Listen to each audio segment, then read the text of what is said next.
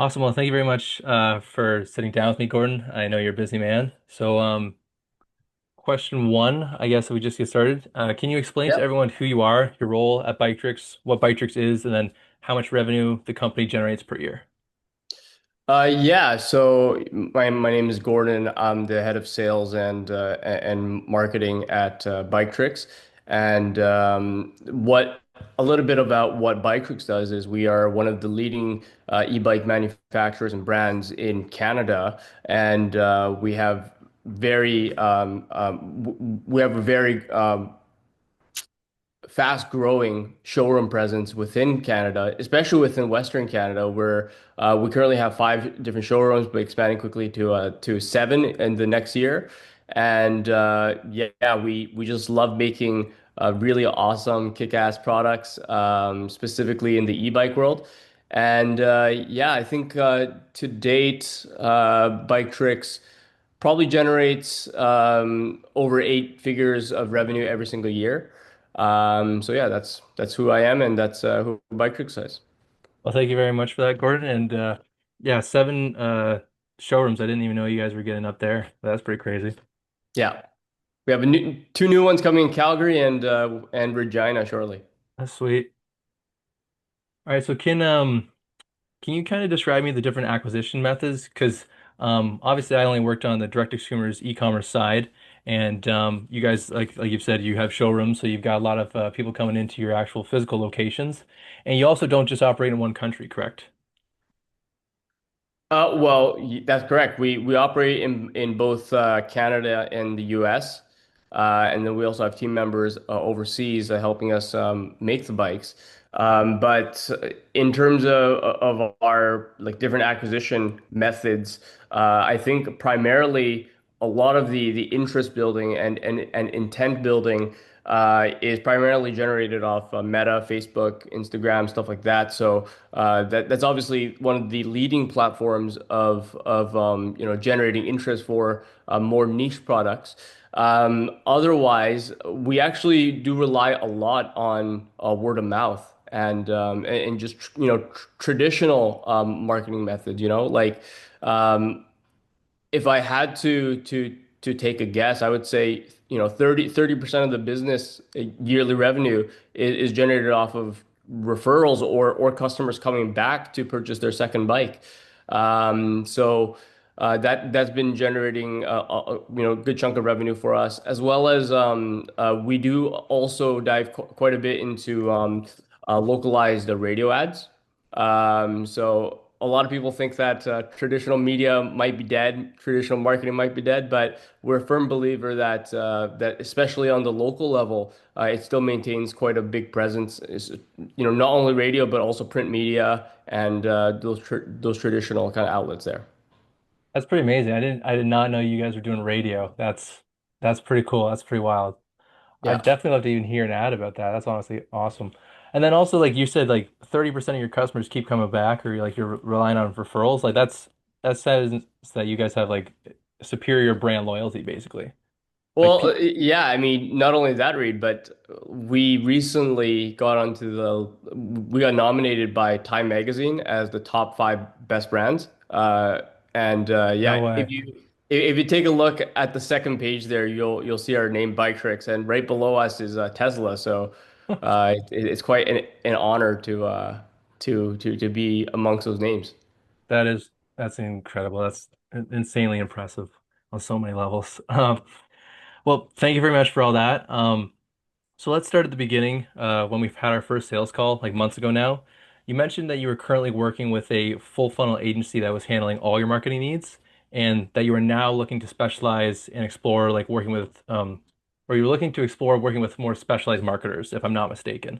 So, can you tell me why you felt that was necessary, at least on the email and retention side of things? Absolutely. So when you work with a full stack kind of agency that runs not only your PPC, your creative, they also run your emails. A lot of their focus is on it really depends on the structure that you had it. But a lot of the actual agencies would work off of percent ad spend. So in short, they are incentivized to actually spend more of your money in order to generate sales, and they don't actually care about optimizing the little things such as email because at the in the grand scheme of things, maybe that constitutes a fairly small amount of what they would have to spend in order to kind of generate more revenue for themselves. So working with someone that specializes in email, you know exactly what you're getting into, their specialty. Whereas a lot of the full stack agencies, their specialty might actually be in paid ads, but they just kind of tack on the email side as a just a way to upsell you, kind of, even though they might not have specialty in the email side. No, I would totally agree. Like that's mainly why I specialized in one thing and because I wanted to do one thing right and one thing very well. So I can understand if you're also running a full stack agency, they also are their main focus is also usually the acquisition side of things as well, and retention kind of gets left behind or fall by the wayside. So that makes in total sense. I can understand that completely. Did you have any fears or reservations before deciding to work with me? Yeah, I think I mentioned this in one of our initial calls. And one of the things was that in your questionnaire, it had mentioned, what is your monthly revenue? And it seemed very low for us because it was like, 5K, 10K, 25K, or something like that. And I was like, man, every month we're doing like, at least $1 million. So I wonder if this guy's too small for us.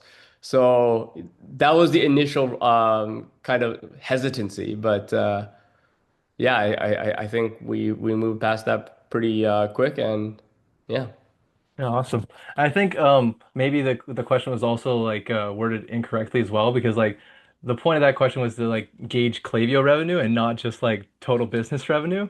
Yeah. So if there was a confusion, that's my bad. I should definitely go take a look at my funnel and see what's wrong there. But thank you for that. All right, so let's talk about the results that you got over the course of the time working together. So over the 9 months from the start of December 2024 through like August 2025, my goal was always to generate you between 30 and 50% of your e-commerce revenue, but also to ensure I beat each month's previous sales record. And I believe I successfully did that in all but 1 month. And that 1 month was like a crazy outlier because one email generated between like, or not between, sorry, one email generated nearly like 30K. So in your opinion, were you happy with the results you were seeing from email and SMS throughout that time? Absolutely. Like I was very excited to see the kind of progression of the email flows that you had built out, and it was great to see you have some very interesting methods in generating a new leads and email building. Like I think that's where you're very talented, and obviously month by month, it was also great to see you beat the old agency pretty much every single month. So I say props to you, and the growth of it was very exciting to see. Well, thank you very much. That means the world to hear, honestly. Thank you. And then over the course of that time, there was quite a bit of email iteration from what I was sending in the first few months to like the latter half of the year. How did you feel about the progression and the changes over time? Were they more or less on brand? Was the storytelling more or less persuasive? Just how did you feel about the overall progression? Yeah, I thought that as time progressed, it became much more on brand, much more personable, and the and not only that, I think the graphics got a lot better. As time progressed, I remember seeing the first few, and I was like, huh, I don't know if this looks that great, but if it works, then it works. Sometimes you don't have to generate the best, graphics or creative to generate money, and if anything, that kind of adds like a touch of like personability to the brand and everything. So, but as it progressed, like I think the ones that you create now look fantastic, and they totally. tell the entire story. Because I think that's an art that has been lost in email marketing quite a bit. And now it's just offer after offer after offer. I mean, you see it in your email inboxes. It's just, you know, 50% off sale or whatever. And obviously it's important to still have that, but I think the education part of it in especially in the e-bike space is so important. And um, education, especially with our customer demographic, which is a little bit older, um, they like to be told stories and they like to be sold on these stories and the ideas of how it can integrate into their lifestyle and things like that. So I think that's really important, and I think you've nailed it on the head. Well, thank you very much for that, Gordon. I will say, like, definitely for me, like coming in, like I didn't have a frame of reference for e-bikes. Like I've never even been like a big biker, I guess. Like I think I've gone mountain biking a few times, but definitely like it was a whole learning process for me to kind of get a grasp on that. And then when it came for the first few emails, because I was still learning the whole brand itself, I was still learning about e-bikes, so they were difficult in the beginning, I will say for me, and then also graphics wise, it felt hard to kind of like find the right colors because you're selling different bikes in so many different colors, but then your brand colors are like red, black, and gray and white. So then I was like trying to find like so many different ways to come up with ideas. But I'm glad I moved along and I'm glad I progressed and I'm glad you like the final works that I've been doing so far and they are I think much better as well. And then the storytelling as well, that took some time too to finally get an understanding of like who the customer is, what they want to hear, and then what stories would also resonate with them. So glad you enjoyed it because I did put a lot of work and effort into constantly iterating and improving the entire time. Yeah. And so what are your thoughts, I guess, throughout the course of time? Like we send a ton of emails back and forth, a ton of Slack messages, and I've sent you constant updates and reports. Like, what are your thoughts on communication? Did I over under communicate? Was I quick to respond? Did you ever feel like I misled you in any way? Did it feel like I was pulling teeth or did it feel like you were pulling teeth to get information out of me at all? Well, I think your communication game is on point, and it's always very refreshing to be able to get a hold of someone on the weekends. I think there was a few times where I sent a message on a weekend and you got right back to me, so I was very surprised about that. But I don't think there's ever an issue when there is over communication. I think there's an issue when there's under communication, and but in your case, like communication was never an issue. I was very happy with the communication. And yeah, no issues on that front there. Awesome. I'm glad to hear it. And yeah, I do I also just value like getting a response as well too. So like when someone texts me, I want to be able to just hit them right back because I'm also providing a service as well. And being you being a client, like it's very important to me that I provide you the utmost service and response time as I can. So I'm glad you felt that way. And then how was the collaboration? Like when we would sit down for our monthly meetings and then even message over Slack, could you rely on my thoughts or opinions, or did you at least find them helpful in any way when it comes to discussing like new ideas or topics, or was talking to me or asking me questions kind of like a waste of time? No, no, it was a great use of time. I really appreciated like I think in almost every single meeting you kind of you were like, hey Gord, like I found this new thing. I think this will be, you know, really good for, you know, whatever, like maybe it's the email sign up or oh, have you considered this? And I think that's really, you know, super helpful because sometimes you know, I don't have all the time in the world, so I'm not able to keep on track of everything in the email world. So, you know, having you bring that up, you know, for me was, you know, great and kind of allowed me to see the growing industry and the new technologies emerging, and it was really helpful, I think. Awesome. Well, thank you very much. I did try to keep us kind of ahead and just coming up with new ideas left, right, and center just to keep things fresh and also to provide value and try to make more money. So I'm glad I was able to do that. Yeah. And then uh, I want to discuss the two times where I felt like I kind of messed up. So like if I remember correctly, or maybe there was more, hopefully there wasn't more. Um, the first is when I sent an email with a discount for the Rogue Hawk, one of your guys' best-selling e-bikes. without excluding recent purchases. So you guys wanted to run like a 200 bucks off discount for the Rogue Hawk, and I didn't exclude the people who had recently bought the bike, which caused like a bit of a headache for your support staff because they then had to refund the difference to some of those customers who then saw the email was like, "Hey, I just bought that bike for full price.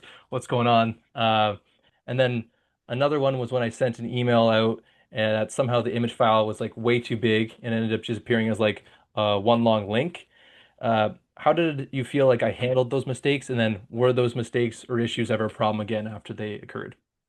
Everyone makes mistakes, and it's just a matter of you know, correct how you handle it after it's happened. And I think in both cases, we'll start with the email case first. I think there was absolutely no problem with that. I think you handled it great, and after that, I'm sure that you were wary of double checking the photos before sending it every single time.